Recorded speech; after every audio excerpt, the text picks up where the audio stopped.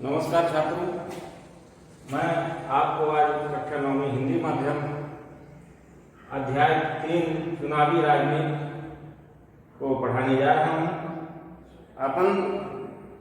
पहले हम पढ़ चुके हैं, कुछ हरियाणा चुनाव से संबंधित बातें जान चुके हैं कि वहाँ 90 सीटें थी और चुनाव कैसे कैसे हुए वहाँ, और चुनाव में नेतागण क्या करते हैं। और वहाँ के एक नेता थे चौधरी देवीलाल ने लोकदल नामक पार्टी बनाई थी। इस चीज का अध्ययन हम पूर्व में कर चुके हैं। आज हम पढ़ेंगे 3.2 चुनाव की हमारी प्रणाली क्या है। हमारी सबसे पहले हम थोड़ा सा किताब के बातों को सुनेंगे। क्या हमारे देश में होने वाले चुनाव लोकतांत्रिक हैं? इस सवाल का जवाब देने के लिए आइए हम भारत में चुनाव किस तरह होते हैं, इस चीज को जानेंगे। भारत की चुनाव प्रणाली क्या है, हम इस चीज को आज इसका अध्ययन करेंगे। कैसे चुनाव होते हैं, यहाँ कितने स्तर पर सरकारें काम करती हैं और किस चीज की हमें चुनाव में आवश्यकता होती है, किसके सहारे चुनाव होते हैं और कौन चुनाव कराता है। हमारे यहाँ सबसे पहले देश में 2 प्रकार की व्यवस्थाएं हैं, केंद्र की व्यवस्था और राज्य की व्यवस्था। केंद्र के लिए लोकसभा चुनाव होते हैं और राज्य के लिए विधानसभा चुनाव होते हैं। लोकसभा और विधानसभा दोनों चुनावों में लोकसभा के सदस्य को संसद कहा जाता है और विधानसभा के सदस्य को विधायक कहा जाता है। यह 5 वर्ष के लिए नियुक्त होता है और आम जनता द्वारा यह अपना प्रतिनिधि चुना जाता है। कैसे नियुक्त होता है इस चीज को हम जानेंगे, और कुछ किताबों से भी देखते हैं। लोकसभा और विधानसभाएं हर 5 वर्ष बाद भंग हो जाती हैं। फिर सभी चुनाव क्षेत्रों में एक ही दिन या एक छोटे अंतराल में अलग अलग दिनों में चुनाव होता है। जो ज्यादा जनसंख्या वाले या जिन क्षेत्रों में ज्यादा विधानसभाएं हैं, जिन राज्यों में ज्यादा लोकसभा की सीटों की संख्या है, वहां 2 चरण या 3 चरण। अब चरण क्या है छात्रों? चरण ये है कि हम माने हफ्ते भर 15 दिन, 10 दिन, 5 दिन के अंतराल में चुनाव अलग अलग जगहों पर संपन्न कराते हैं। 10 लोकसभा सीट है, अगर 40 लोकसभा सीट है तो उसको 3 चरण में अगर हम बांट दिए हैं तो एक 5 तारीख को 5 महीने की 5 तारीख को हो सकता है, दूसरा चरण में 8 तारीख को हो सकता है और तीसरे चरण में 12 तारीख को। चुनाव को संपन्न करने के लिए हमें विभिन्न प्रकार की मशीनरी की आवश्यकता होती है।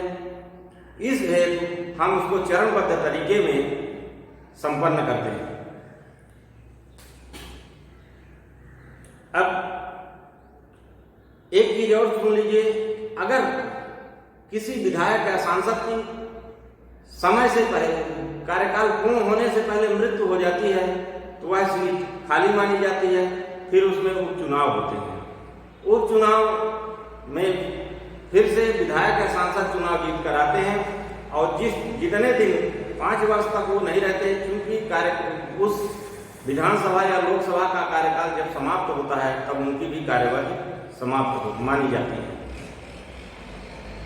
चुनाव क्षेत्र,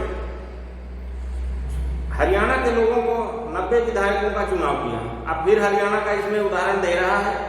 हरियाणा में 90 विधानसभा सीट हैं। संभव है आपने सोचा होगा कि उन्होंने ऐसा कैसे किया होगा। क्या हरियाणा का हर व्यक्ति 90 विधायकों के लिए वोट देता है? नहीं। हम ये आपको बता रहे हैं, हरियाणा का हर व्यक्ति 90 विधायकों के लिए वोट नहीं देता है, क्योंकि उसकी एक निर्वाचन क्षेत्र में, जिस निर्वाचन क्षेत्र में वह निवास है और उसका निर्वाचक नामावली या वोटर लिस्ट में अगर उसका नाम है तो वह उसी क्षेत्र के लिए, उसी व्यक्ति के लिए वोट डाल सकता है। एक ही जगह पर एक वोट डालेगा। छात्रों, निर्वाचन क्षेत्र क्या है? निर्वाचन क्षेत्र को हम कई स्तरों पर हमारे देश में निर्वाचन होता है। लोकसभा, राज्यसभा, जिला पंचायत, ग्राम पंचायत, जनपद पंचायत, नगर पंचायत, ग्राम पंचायत और वार्ड मंडल। ग्राम पंचायत के अंदर वार्ड होते हैं, छोटे छोटे वार्ड बनाए जाते हैं, जिसमें इसकी जनसंख्या 100 से 150 होती है। अब हम छोटे स्तर से समझते हैं कि पहले ग्राम पंचायत के अंदर वार्ड होते हैं और पूरे ग्राम पंचायत कैसे बनती है, 2-3 गांवों को मिलाकर के एक ग्राम पंचायत का निर्माण होता है। अगर बहुत छोटे छोटे गांव हैं तो कभी कभी 4-5 गांव मिल करके बनाते हैं ग्राम पंचायत। उसका निर्धारण जो है निर्वाचन आयोग करता है। इन सबसे पहले हम आपको बता रहे हैं कि चुनाव की पूरी प्रक्रिया को संपन्न कौन करता है। चुनाव की पूरी प्रक्रिया को संपन्न निर्वाचन आयोग करता है, जिसका मुख्य कार्यालय या सबसे बड़ा कार्यालय दिल्ली में है, जिसमें 5 निर्वाचक आयुक्त होते हैं और जिन्हें इनमें से एक मुख्य चुनाव आयुक्त को नियुक्त किया जाता है। इन सब की नियुक्ति लोकसभा के द्वारा या केंद्र सरकार के द्वारा की जाती है। अब हम ग्राम पंचायत में वार्ड को जान रहे थे। वार्ड का परिसीमन, ग्राम पंचायत का परिसीमन, नगर पंचायत का, जिला पंचायत, जनपद पंचायत, विधानसभा और लोकसभा, इनकी सबकी सीमा या क्षेत्रों को बांटने का कार्य है निर्वाचन आयोग का। निर्वाचन आयोग ने कुछ मापदंड बनाए हैं। उस मापदंड के तहत इन सब का क्षेत्रों का निर्धारण होता है। विधानसभा और लोकसभा के क्षेत्र, साथ ही नगर पंचायत और जनपद पंचायत के, ग्राम पंचायत के क्षेत्र जनसंख्या पर निश्चित होते हैं। उनका एक जनसंख्या की निश्चित सीमा है कि जिस क्षेत्र की जनसंख्या इतनी है तो वहां पर एक ग्राम पंचायत होगी।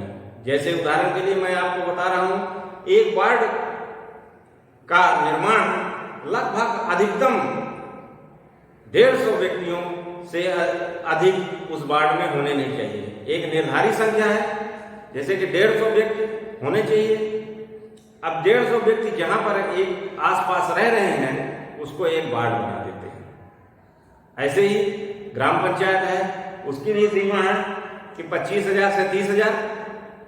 जनपद पंचायत, कई ग्राम पंचायतों को मिला करके एक जनपद पंचायत बनाई जाती है और कई जनपद पंचायतों को के क्षेत्रों को मिला के एक जिला पंचायत क्षेत्र बनाया जाता है।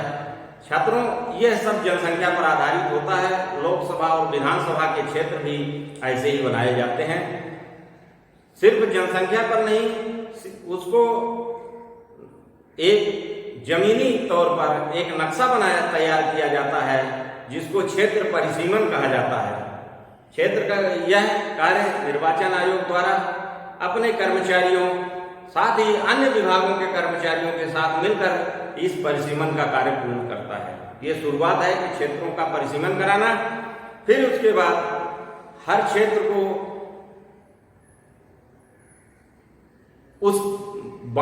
उसके भागों में बांटना। परिसीमन एक नक्शा तैयार करवाता है, नजरी नक्शा, और जनसंख्या के आधार पर भी, उसकी जनसंख्या के आधार पर भी फिर उसको क्षेत्रों में बांटती है।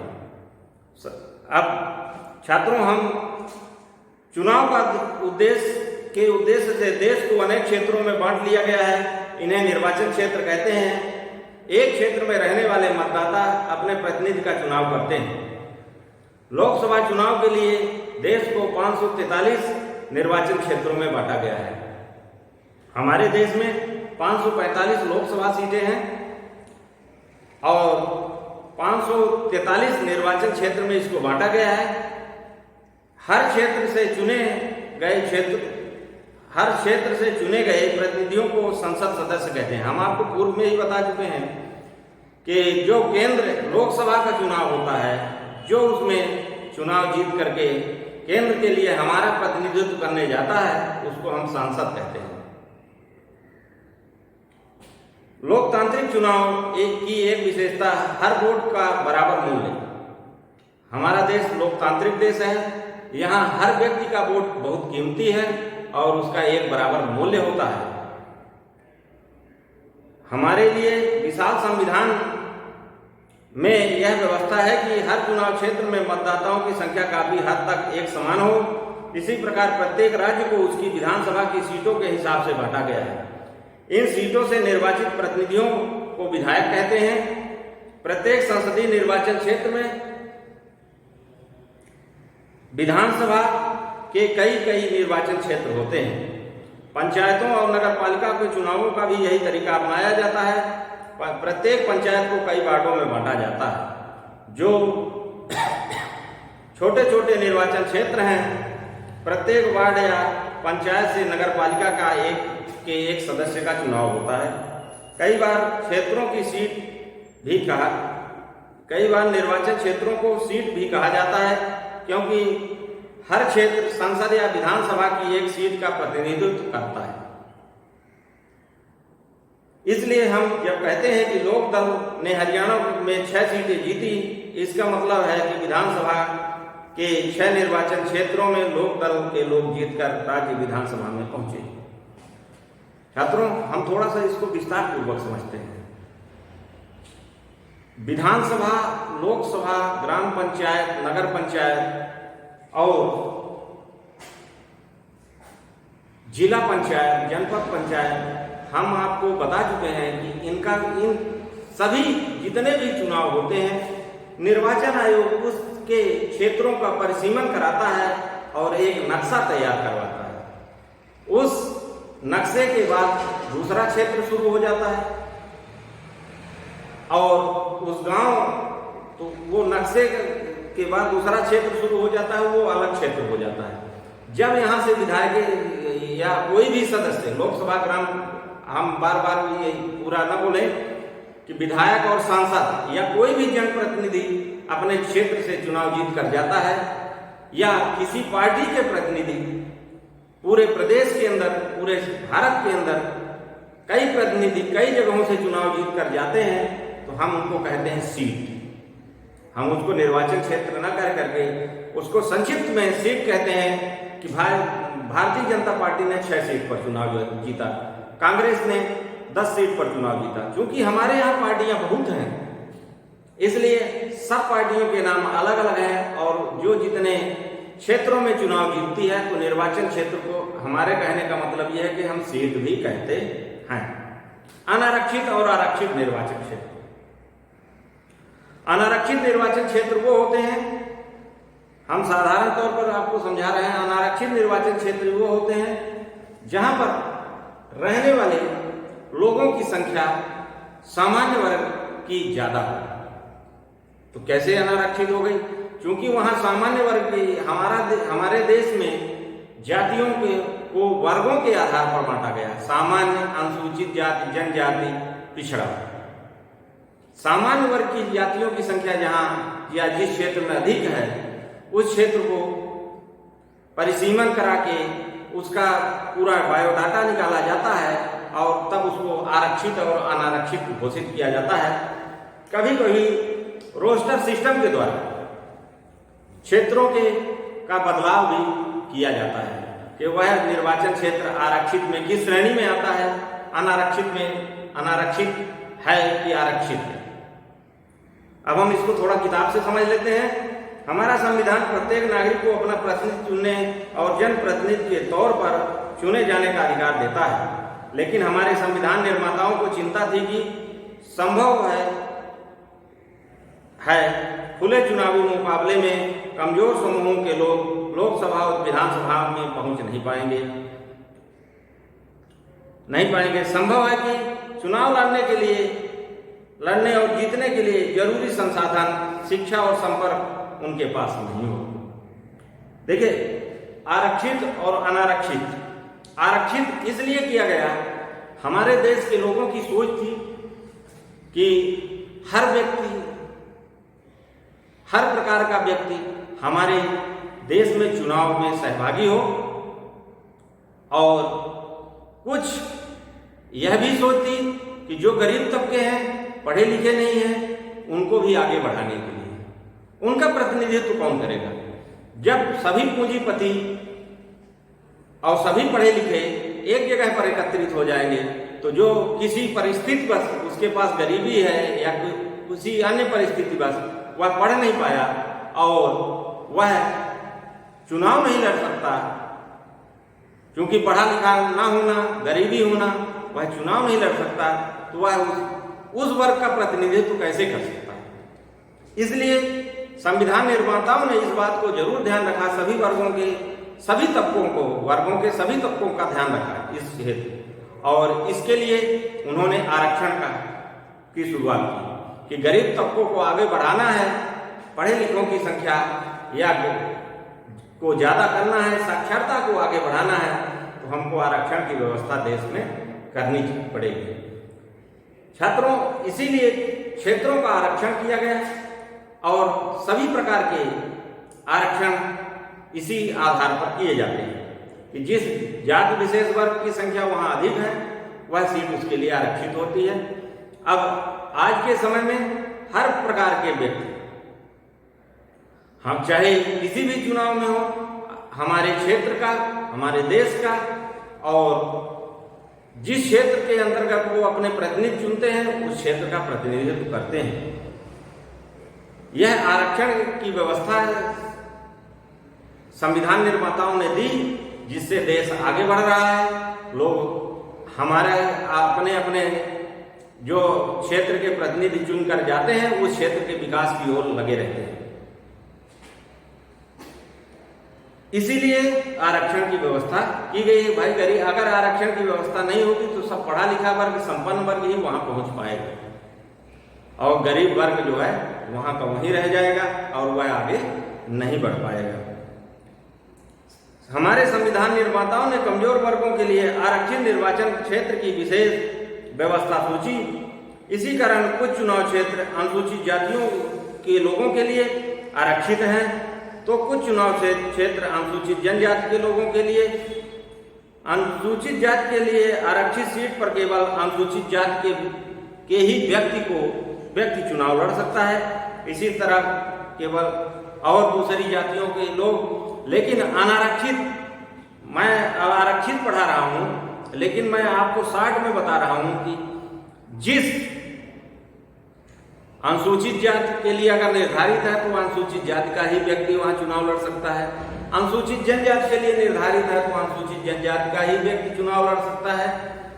पिछड़ा वर्ग के लिए निर्धारित है तो पिछड़ा वर्ग का व्यक्ति ही चुनाव लड़ सकता है। लेकिन अगर सामान्य वर्ग के लिए निर्धारित है तो वहां पर सभी जाति वर्गों के लोग चुनाव उस क्षेत्र में लड़ सकते हैं, चाहे वह अनुसूचित जाति का हो, चाहे जनजाति का हो और चाहे पिछड़ा वर्ग का हो। उस क्षेत्र में जो अनारक्षित है उस पर सभी जाति वर्गों के लोग चुनाव स्वतंत्रता पूर्वक लड़ सकते हैं।